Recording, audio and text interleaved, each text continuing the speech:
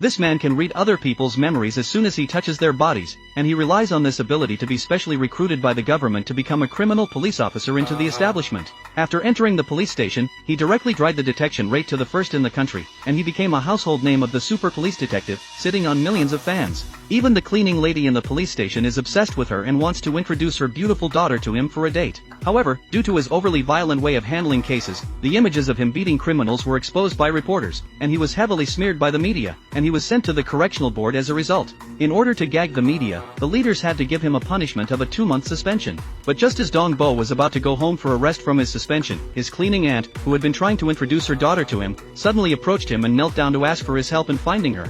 Turns out that last night, the aunt's daughter disappeared on her way home. The aunt said that her daughter was very well behaved and never stayed out overnight, and with no news of her daughter so far, something must have happened to her. She begged Dong Bo bitterly that he must help her, but Dong Bo is now suspended and has no right to investigate the case, and his colleagues beside him advised him not to meddle in this matter, because if the leaders know about it, he is very likely to be fired. However, Dong Bo reads the image of Auntie and her daughter clinging to each other as Auntie hugs and begs him, and his heart softens and he still decides to help Auntie look for her daughter. When Dong Bo brings his partner to the neighborhood of Auntie's house, he sees that the Serious Crimes Unit has already sent people to start investigating in the area, and one of these people happens to be a co-worker who was on bad terms with Dong Bo before. In order to steal the information from his colleagues' hands, Dong Bo intentionally goes up to greet them and tries to read their memories by shaking their hands, but as he extends his hand, he is stopped by the colleague who was not on good terms with him. In order to get the information about the case in their heads, Toho deliberately provokes him by insulting him as a 3-second man. The two then get into a fight. After getting the information about the case, he left here in a hurry.